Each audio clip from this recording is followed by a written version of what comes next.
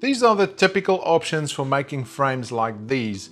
I'm going with option 1 because I don't want to see any cut edges visible from the sides, as this is the way it will be hanging on the wall. Option 2 basically will show you the cuts in the top and bottom panel unless you turn that sideways. And option 3 is your typical 45-degree cuts. But for something rough and rustic like we're building here, I prefer option 1, so that's what we're going with. I'm making these frames about 4 inches by 3/4 inches thick, which is about 100 millimeters by 20 millimeters. Next, I need to cut these in half so we've got a face and a face. Unfortunately though, I've only got a 10-inch blade on this, so that means I need to do one cut, flip it around and do the second cut.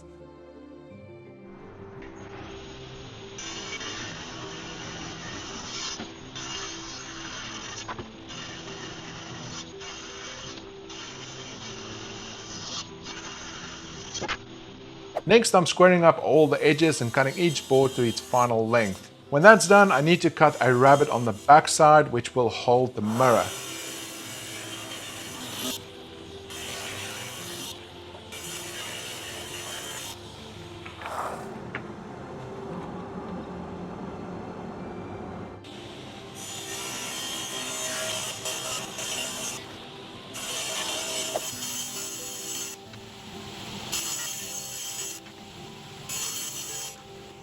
Like my dad used to say, there are only 2 things a man can do really well at the same time, and that is running and fighting. So trying not to cut your fingers off while managing a camera is probably not a good combination to start with. Anyway, I created a lot of extra work for myself with these rabbits because there's a big gap that I didn't think about. So I need to fill those up with little blocks like these. And the question is it going to work? Who knows?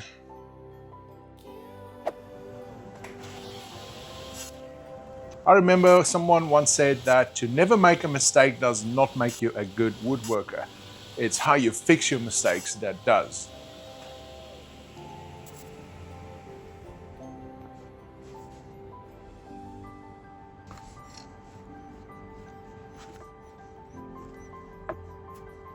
So these have all dried now, they're ready to go, and as you can see that looks pretty good. I'm happy with that.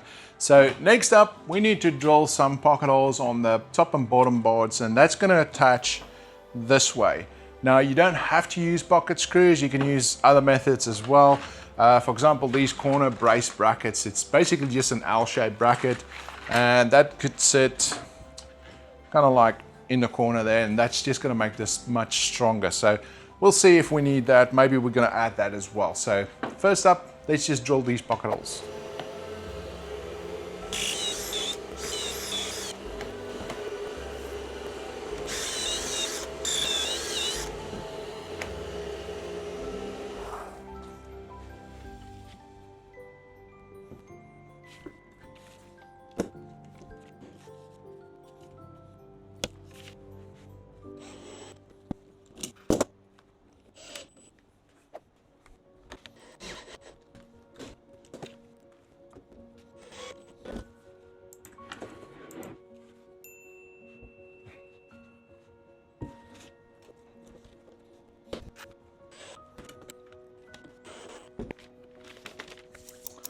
And let's just have a quick look and see. You're gonna like this. To hold the mirror in place, I'm gonna use these strips which I have left from making the frame, which will fit perfectly. But first I need to cut a rabbet on each of these so that the mirror can actually sit underneath.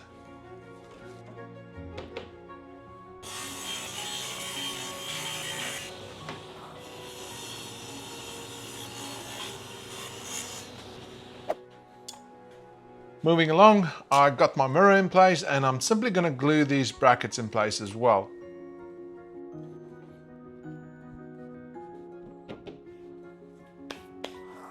The next thing we need to do is make a bracket that goes along the top so that we can actually hang this on the wall.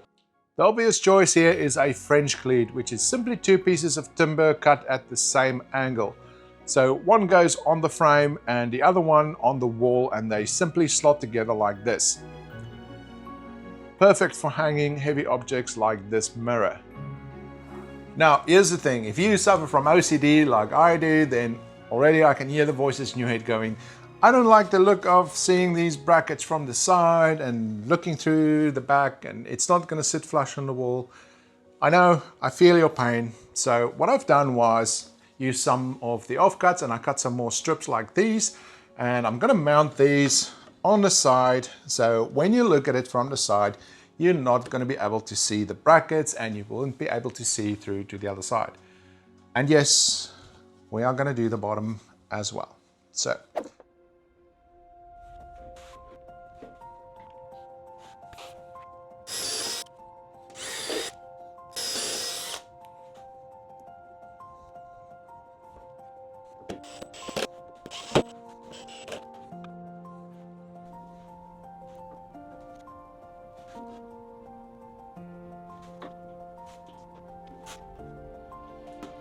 this is what it looks like when it's done, and it covers both the sides and the bottoms. At the top we have our cleat, which is basically just going to slot in place like this. And I also made it slightly narrower so it's easier to hang the mirror, and it also gives you a bit of flexibility to move the mirror left or right if you need to. So my wife still needs to decide where this one goes, and this one is going in the front entrance. So let's go put that one up. On this wall is one of my favorite charcoal drawings, and I think I did this one in 2019. I haven't done one since because they take so long to do. But anyway, this one will need to find a new home because this is where the new mirror goes. A few simple tips for hanging heavy frames like these. Number one, always try and locate at least one stud inside the wall so you can secure the bracket with a long screw to the stud itself. Don't just rely on drywall fixings like these. To find the exact spot to mount your wall bracket, just measure from the bottom of the frame to where the bracket sits on the back of the frame.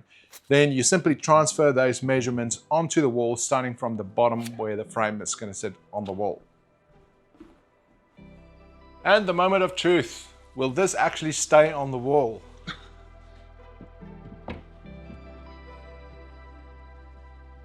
And to really make this stand out, I added just a little bit of color.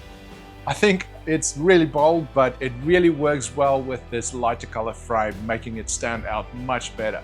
In a future video, I will be adding a floating shelf underneath, and I'm going to make that out of the same timber, and it's going to have a hidden drawer in it as well. So make sure you subscribe so you don't miss out on that one. And with that, I'll see you on the next one.